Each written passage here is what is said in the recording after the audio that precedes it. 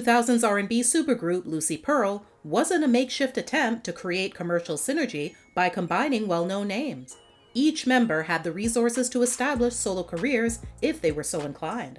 After all, they came from three of the most influential or celebrated groups in R&B and hip-hop history. Dawn Robinson was an original member of R&B quartet En Vogue, the funky divas who sold millions of records in the early 90s. As the bassist and primary vocalist for Tony Toni Tone, Raphael Saadiq brought sleek style and old-school musical values to urban music during the same period, while DJ Ali Shaheed Muhammad provided the turntable skills for A Tribe Called Quest, one of hip-hop's most innovative and critically acclaimed bands. So why join forces? Well, according to Raphael, the idea was quite logical, as he told the LA Times in an April 2000 interview.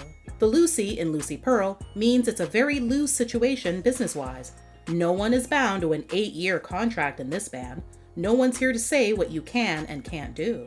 Because we've all come from bands, we know how everything works and doesn't work. We all have respect as musicians in our own right, so there are no ego problems. That may not have been entirely true though, after what ultimately ended up happening, but we'll get into those details a little later.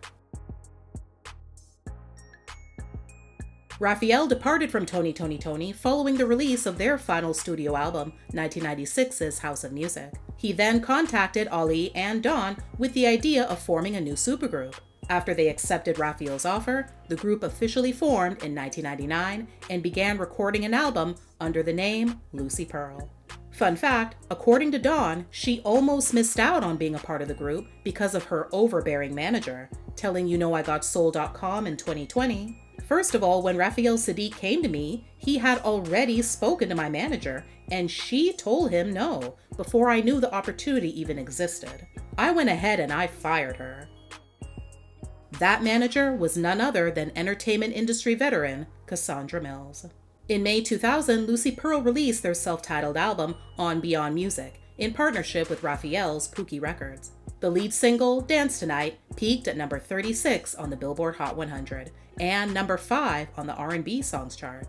The song, which also appeared on the soundtrack of the romantic sports drama film Love and Basketball, was nominated for Best R&B Performance by a Duo or Group at the 43rd Grammy Awards. The follow-up single, Don't Mess With My Man, did far better internationally, making it into the top 40 in over half a dozen countries, whereas in the US, it only reached number 41 on the R&B songs chart. Just 2 months later, though, Dawn left the group. Lucy Pearl then appeared on the BET show 106 & Park in November 2000 to announce the addition of a new member to the lineup, the one-named solo artist, Joy.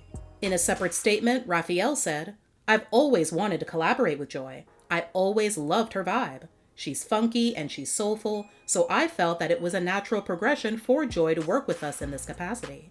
Joy herself chimed in saying, "This is a tremendous opportunity for me to get down with some folks who are doing the music that I like to do. I'm ecstatic about working with someone of Raphael and Ali's artistry. I can't wait for us to do this the way it's supposed to be done." However, after the release of the group's final single called You, Lucy Pearl disbanded in late 2001. Years later, Dawn would state that no one was more surprised than herself when the announcement was made that Joy was replacing her in the group, telling MTV News, "That came as a big shock to me when I heard about it. That wasn't something we had discussed. We hadn't talked about anyone replacing anyone. The group knew I was leaving as of October 31st to work on my solo album, and I thought we were all just going to go our separate ways." Even though she wished Raphael and Ali well, she ended with, "A phone call would have been nice." In other interviews, Dawn would reveal that the reason for her departure was, in part, due to various challenges and difficulties she was having with Raphael, even though the two had known each other for many years, since they were teens. In 2020, she sat down with Halftime Chat. She reiterated that she knew that Lucy Pearl was always meant to be a one-off from the very beginning. But over time, she said she noticed that Raphael was jealous of her because of so much of the attention being centered on her. Subsequently, she accused him of not looking out for her financially, saying that she didn't go over the contracts with a fine-tooth comb like she should have because of the level of trust she had in him. Dawn said when a Lucy Pearl album didn't come out at the time she was led to believe it would, the delay negatively impacted her financial status, which had a ripple effect on her ability to make her mortgage payments. We were supposed to have our album out by June. Here we are in November. Our album wasn't out. And I was like, Raphael, the bank has been calling me about my house. Wow. I'm going to lose my house. And I was telling him prior to that, I need money. According to her, Raphael said he would help, but in the end, he let her down. And I ended up literally losing my house. Raphael's lack of support really hit Dawn extra hard, since she'd turned down other opportunities in order to join Lucy Pearl. She also mentioned that she wanted to do a Lucy Pearl reunion, but added she wouldn't do anything with Raphael until he makes amends. A reunion was attempted in 2009, but failed after Ali filed a lawsuit against Raphael after finding out that Raphael had made side deals. In a 2019 interview with Complex UK, Raphael was asked about the possibility of following up the group's debut album. It was just the one project idea, but I thought about different versions of Lucy Pearl. Maybe 3 other people. Maybe a Lucy Pearl 2021. I don't know yet. This May will mark the 25th anniversary of Lucy Pearl's debut album.